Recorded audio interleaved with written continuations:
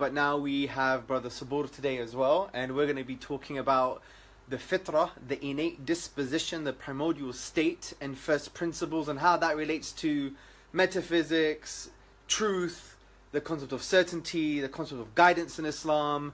We're going to apply the idea of the Fitrah and first principles to Islamic epistemology and all of these things, okay? This is Hamza Tzortzis. He's the godfather of all Islamic apologetics and polemics against atheism.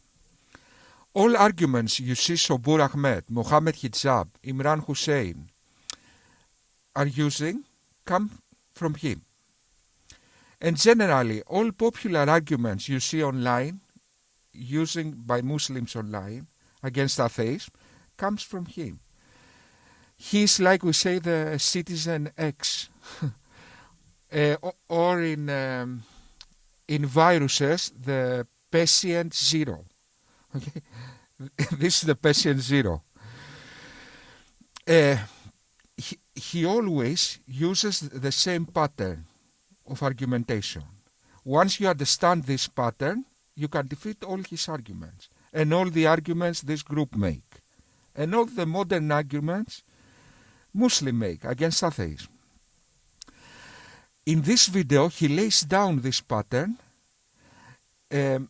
which is some form of presuppositional apologetics. So, if you understand this video, you will be able to defeat all arguments. So, this is a very interesting video. So, to start us off, let me just speak to Subboor and ask him, so why are we talking about this and what are we going to be talking about? Okay. A little bit more detail. Okay. So there's a misconception out there, which is that if only I can figure out this rational algorithm, if only I can refute this atheist argument, I can get my iman back. If only this particular person, for example, Stephen Hawking, he was so intelligent, why didn't he become Muslim? So this whole idea that there's some sort of rational formula that as soon as you uncover it, you get like guidance from above. So what we want to do is we want to take it back to first principles here. So do we need absolute rational deductive evidence for the existence of God before we can say God exists? The key word to remember here is first principles. As I said, presuppositional apologetics. Let me explain how that works. See these people. Who is taller? The thin person is taller. But what they say is that how you know taller means this line. Maybe taller means this line. So the fat person is taller. Okay, so they attack the first principles, the definitions of things. Let me give you another example. What team won this game? Barcelona or Real? We will say Barcelona because they put more goals. No, they will say. How you know that more goals is winning? Can you prove that in an absolute sense? No. Winning is who played more fairly. So, Real won. Understand the concept? They attack the first principles. We will see this and we will say this is immoral because you inflict unnecessary suffering to a person. They will say, no, how you know morality is related to suffering? Morality is whatever Islam says. So that's not immoral. Hey, Islam said 1 + 1 = 3. Therefore Islam disproven. No, how you know? How can you account for effective reasoning without God? Islam is not disproven because God defines rationality. You get the picture now. They are not winning in the game, they are changing the rules of the game to fit to what they say. Presuppositional apologetics. Do we have to first doubt God's existence before we start believing in God, in these sorts of things? So the whole thing breaks down to first principles. Okay, good. So from that point of view, let's introduce the idea of first principles. So give me one first principle, then I'll give you another. Let's start bouncing some first principles so people can understand what first principles are. So give me an example of first principles. Okay. So, for example, the idea of morality, right? Now, that's a very big hot potato right now. You know, this is wrong, this is right. I feel people from, you know, whether you're Buddhist, Christian, atheist, Taoist, Lady Gaga, you're going to have some form of right and wrong. Yes. But if somebody was to actually break it down and try to do a sort of test on right and wrong, put it through a test tube or just try and measure it, how are you going to do that? You either have to start off with, you know, it makes sense, there's objective morals, or you say they're subjective. But foundationally, how are you going to prove expose? Okay, good. So did I predict that? I haven't seen the video, by the way. Isn't that exactly what I said? Expose. That's how much you lasted. you little kittens. Am I an oracle? Oh, yes, I am. Oh, yes, I am. Okay, now that we know what they are doing, let's expose them. Let's disprove all their mindset. And by disproving that, you disprove all their arguments. Because all their arguments, they make 100 videos. They are based everything in this principle. I'm talking about Hamza Tzortzis, Imran Hussein, and Subboor, the guy Hamza Tzortzis is talking to. Okay. They make 100 videos. Every video is the same thing. Presuppositional apologetics. It shows you atheists don't have an argument. Where's your argument? Where's your argument?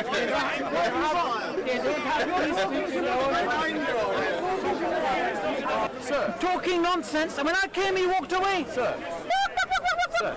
Either you're going to talk or I'm going to cuss you. Are you going to debate me or not? Are you going to debate me or not? Are you going to debate me or not? Are you going to debate me or not? Ready for the answer? I respectfully decline your... No, because you are making claims. Speaker's corner. Speaker's... What it shows to you is this. It shows you is this. You were making claims back there. And you can't defend those claims. And it shows you atheists are a bunch of cowards. Cowards.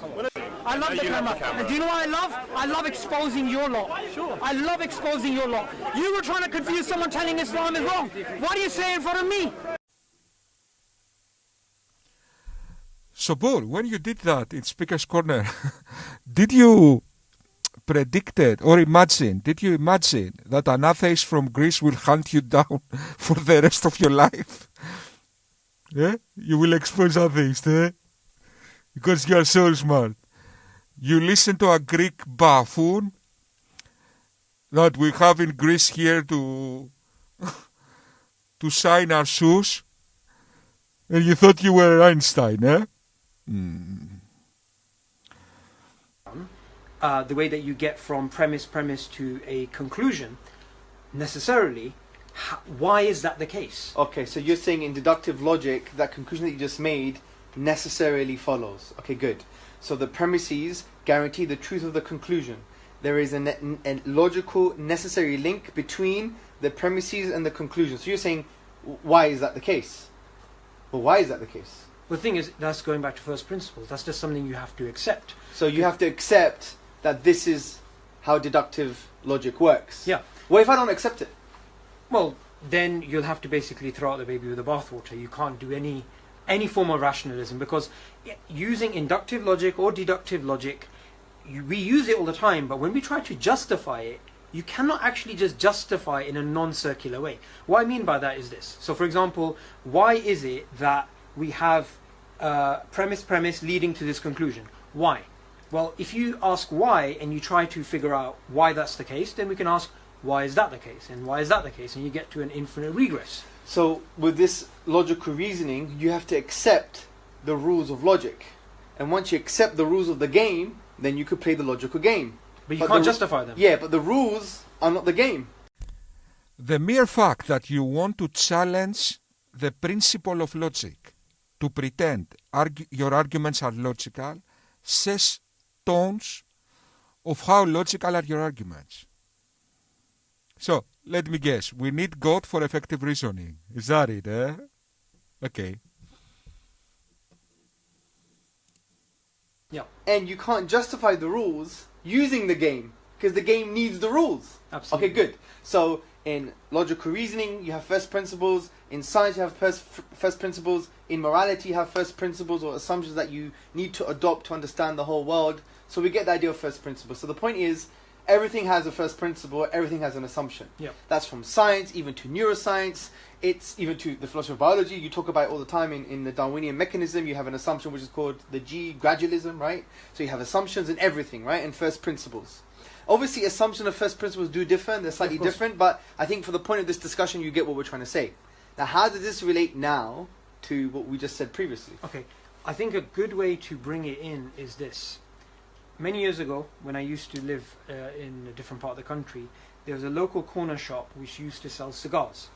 These are the really small cigars which are, the really harmful ones. Now, there's a person who used to come into the shop to buy the cigar, and he himself was actually a lung surgeon. Now, being a lung surgeon, do you think he knows the effect that that cigar actually has on the lungs? Of course he does. So rationally, he knows this is actually bad for him.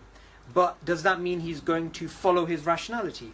Not necessarily. Now, you may be thinking, what's this example got to do with anything? Well, it's sort of related to the existence of God. Someone may know all the rational arguments for God, yet they may disbelieve in God. And there may be someone who has no rational arguments for God, but they believe in God. So it's not the rationality itself which makes you disbelieve or believe in God. It's basically whether you want to accept that. And what this is related to is the Fitrah. Okay, so you're saying now... Basically, all these people are doing is base arguments in wrong presuppositions. They invent logically consistent sweet stories, and they think they prove things. What they do not get is that an internally consistent argument needs to also relate to the environment to be true, not just logically consistent. In this case, they overstate the innate disposition humans have to believe in God. They don't consider other factors, like indoctrination, conquest, social pressures, and all this kind of stuff. They give a wrong explanation of why humans have this tendency to believe in God, I mean. But the key word I need you to remember is... let me think. No, okay. What I want you to remember is that they base their arguments upon wrong premises. It's not logic their problem. Their problem is the facts. Simple. So rationality is a means, not an end. Of course. Okay? And this relates to our first principle, which is the Fitrah. The Fitrah is the innate nature, the primordial state. And within the Fitrah, you have a form of knowledge, right? Yes, Hamza Tzortzis, but until you prove the Fitrah, you are building castles in sand. You might write 8 books, but if all these 8 books are based on Fitrah, and Fitrah is wrong, all the books are gone. You build castles on top of wrong premises. So let me disprove Fitrah. Count the seconds. Count how many seconds. Intuition is not always true. How many seconds was that? 3 seconds. Where is your Fitrah now? Where is your Fitrah now? Fitrah implies that intuition is always true. Who told you that what we feel natively is true, always? You are essentially saying that intuition is more reliable than science. Okay, you are wrong. We can test that science is more reliable than intuition. We can test, we know for a fact. So you're wrong then. Let me give you a more elegant explanation of why we have a tendency to believe in God. All animals, including humans, are tuned by evolution to see agency everywhere. You can see that in animals. chickens. Go see a chicken. If the wind moves something near it, it starts running. Maybe the chicken also has an innate disposition to believe in God. The first humans, if they saw something in the woods and thought, moving, and thought, it's just the wind, these humans died out. So it's basic instincts. Nature installed to all animals basic instincts to see everywhere agency. Okay, make the test in your home. If something moves in your feet, you say, snake, snake. You never say, it's just the wind. Now, which is the most elegant explanation? Magic, we have Fitra. And also the chickens have, or the logical explanation. One form of knowledge is the existence of Allah, that He's a reality and that He deserves praise. If you recall the hadiths of the Prophet ﷺ, when they were listening for the adhan, for the call to prayer in nearby areas, the adhan will go, which is the call to prayer, and then they would say, Allahu Akbar, which is God is greater, and the Prophet ﷺ said, this is Fitrah, yeah? And then when they continued the call of prayer, he basically said, this is Islam. So there's a distinction between the innate nature and Islam. Anyway, neither here or there for this point, but the point here is, the Fitrah is the innate nature created by God that's within us, that has primary form of knowledge, which is that Allah is a reality and that He deserves praise. Now you invented a second premise out of your ass and deserves praise, worship. So you invent premises out of your ass, and then made deductive arguments on top of these facts.